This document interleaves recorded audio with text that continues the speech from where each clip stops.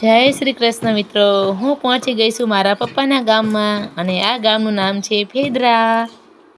હવે અહીંથી આપણે દૂર સુધી ચાલીને જવાનું છે।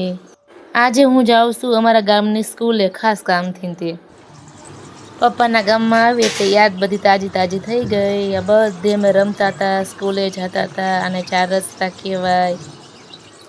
જો આ મારી જૂની હાઈસ્કૂલ છે, મેં 8-9 એમાં કર્યું અને મારા સ્કૂલનું બધું સહી સિક્કાનું કામ પૂરું થઈ ગયું। હવે હું જાઉં છું મારા ઘરે, એટલે કે મારા મામાના ગામડે। થોડી વાર માટે કાકાના ઘરે પણ જઈ આવી, બાને મળી લીધું અને હવે હું આવી ગઈ છું હાઈવે ઉપર। અને જો આ અમારા ગામનો નજારો છે સરસ મજાનો, અને આ ખોડિયારમાંનું મંદિર છે।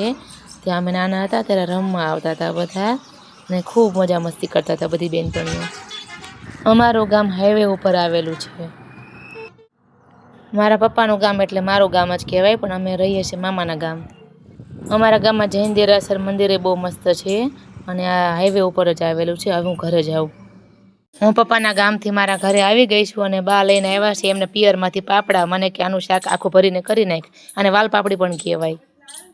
મારા બાએ કીધું એટલે હું બનાવવા લાગી છું શાક, અને આપણું શાક ભરીને તળીને થઈ ગયું છે સરસ મજાનું તૈયાર। આજનો વિડીયો ગમ્યો હોય તો લાઈક કરો, શેર કરો અને સબસ્ક્રાઈબ કરો।